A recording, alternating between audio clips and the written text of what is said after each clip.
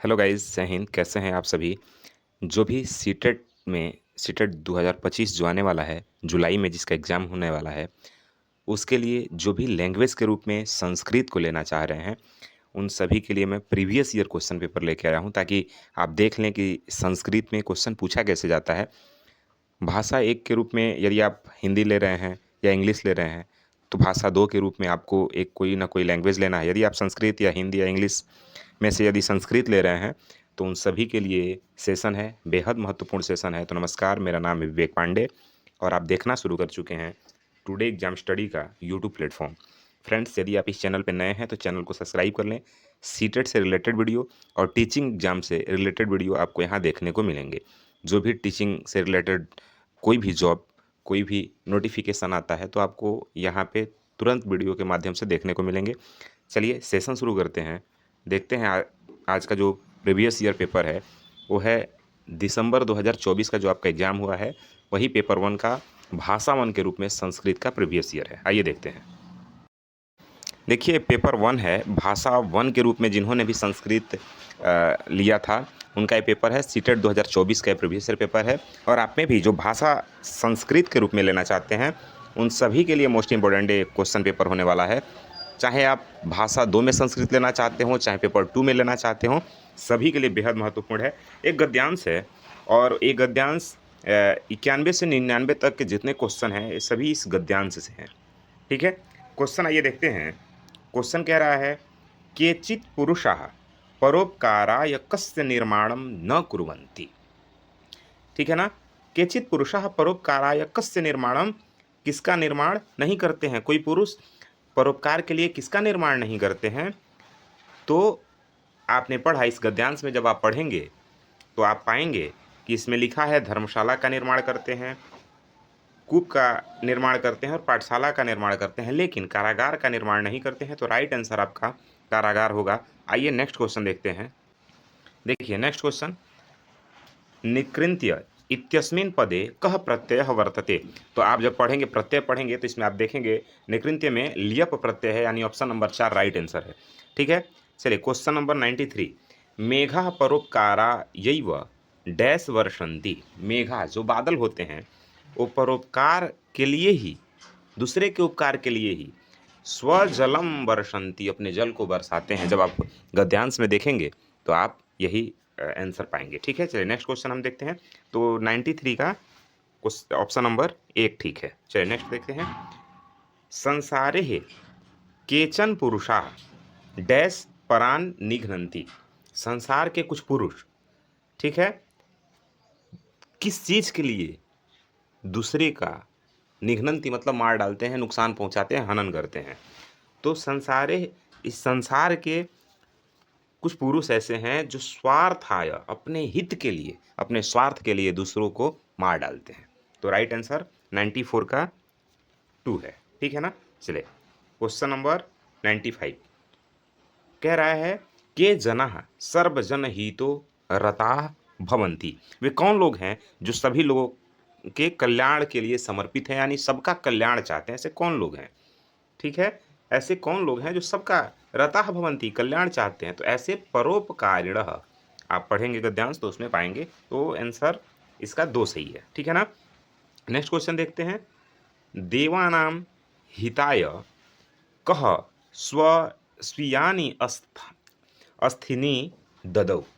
देवानाम, देवों के हिताय, कल्याण के लिए कौन अपने अस्थि कहते हैं हड्डी को, ददौ दिया। ठीक है, देवताओं के कल्याण के लिए कौन अपने हड्डी को दे दिया? तो आप पढ़ेंगे महर्षि दधीची। आप जानते भी होंगे, महर्षि दधीची ने देवताओं के कल्याण के लिए अपने हड्डी को दे दिया।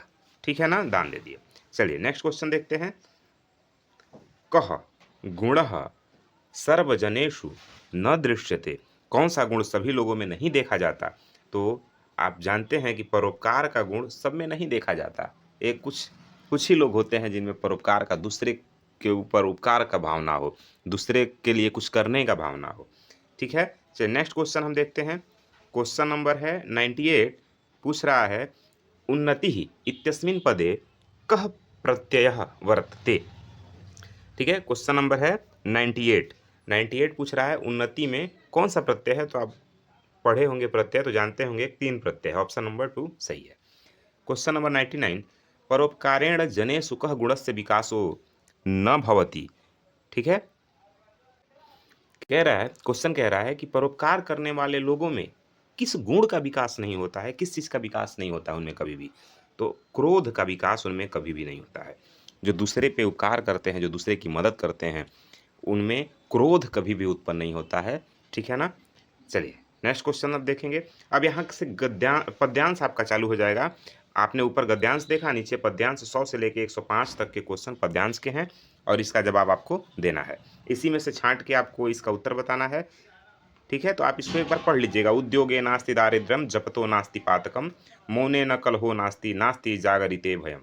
ठीक है ना, यही है। किम कुलेन विशालेन विद्याहीनस्य देहिनः अकुलीनोपि विद्यावंदे वैरपि स पूज्यते। ठीक है, तो आप पढ़ लीजिएगा इसको।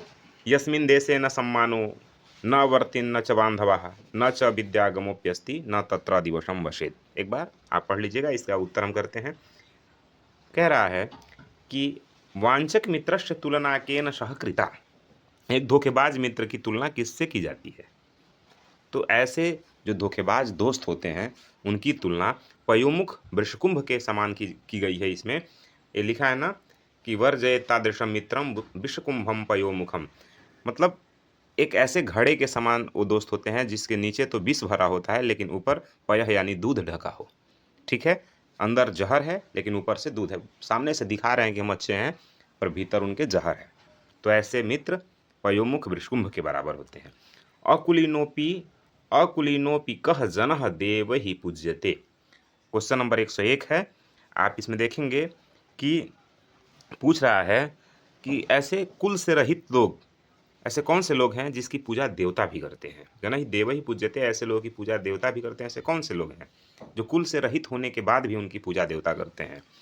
तो ऐसे विद्वान लोग हैं, विद्वान लोगों की पूजा देवता भी करते हैं। ठीक है, चलिए नेक्स्ट क्वेश्चन देखते हैं। क्वेश्चन नंबर 102 है। पूछ रहा है कि विद्यागमोप्यस्ति इत्यस्य पदस्य समुचितम संधि विच्छेदः कुरुत। ये शब्द दिया गया है विद्यागमोप्यस्ति, इसका संधि विच्छेद करना है। तो बहुत आसान है, देखेंगे विद्या प्लस आगमः प्लस अपि प्लस अस्ति। विद्या आगमः अपि अस्ति, विद्यागमोप्यस्ति। ठीक है ना। चलिए नेक्स्ट क्वेश्चन हम देखते हैं। वृद्धि काले संप्राप्ते कह सुहृद भवति। जब आप ऊंचाई पे होते हैं, वृद्धि को प्राप्त कर रहे होते हैं, तो कौन आपके मित्र हो जाते हैं। जब आप ऊंचाई को छू रहे होते हैं, जब आप सफल हो रहे होते हैं, सफल हो जाते हैं, तो उस समय आपके दुर्जन मित्र होते हैं। अच्छे मित्र तो आपके खराब परिस्थिति में भी आपके साथ होते हैं, पर बुरे लोग उस समय आपसे मित्रता करते हैं जब आप वृद्धि को प्राप्त करते हैं। ठीक है ना, जब आप वृद्धि नहीं करते हैं तो उस समय आपके अच्छे लोग आपके साथ होते हैं। चलिए 104 नंबर क्वेश्चन है। अधिलिखितेषु किम पदम सप्तमी विभक्त्यंतम न अस्ति। कौन सा इसमें पद है जिसमें सप्तमी विभक्ति नहीं है, यही पूछ रहा है। अधिलिखितेषु किम पदम सप्तमी विभक्त्यंतम न अस्ति। तो इसमें आपको सही आंसर बताना है। तो क्वेश्चन नंबर 104 का जो राइट आंसर होगा वो होगा इसमें विशालेन। हाँ, सप्तमी विभक्त्यांत पद इसमें नहीं है। ठीक है ना। चलिए, तो राइट आंसर क्वेश्चन नंबर 104 का 3 है। देखिए क्वेश्चन नंबर 105, पद्यानुसारम उद्योगे किम न वर्तते। जो पद्यांश जो दिया गया था उसके अनुसार जहाँ उद्योग होती है वहाँ क्या नहीं होता है। ठीक है ना, तो जहाँ उद्योग होता है वहाँ दारिद्रता नहीं होती है। जहाँ उद्योग होता है वहाँ दारिद्रता नहीं होती है। आप पद्यांश एक बार पढ़ेंगे तो यहाँ देखेंगे पद्यांश में लिखा है कि उद्योगे नास्ति दारिद्र्यम जपतो नास्ति पातकम मौने न कलहम नास्ति नास्ति जागृते भय। ठीक है ना। इसके बाद पेडागोजी से क्वेश्चन है। 106 नंबर क्वेश्चन के बाद पेडागोजी से 15 क्वेश्चन आपके गद्यांश और पद्यांश से थे। 15 क्वेश्चन आपके पेडागोजी से हैं, यानी संस्कृत शिक्षण अभिरुचि से हैं। तो आज के लिए 15 ही क्वेश्चन रखते हैं, बाकी क्वेश्चन अगले वीडियो में हम समझेंगे। यदि आपको ये वीडियो पसंद आया हो तो इसे शेयर करें, लाइक करें। चैनल पे नए हैं तो चैनल को सब्सक्राइब करें और हाँ, अपना फीडबैक हमें कमेंट बॉक्स में ज़रूर दें। मिलते हैं अगले वीडियो में, तब तक के लिए जय हिंद।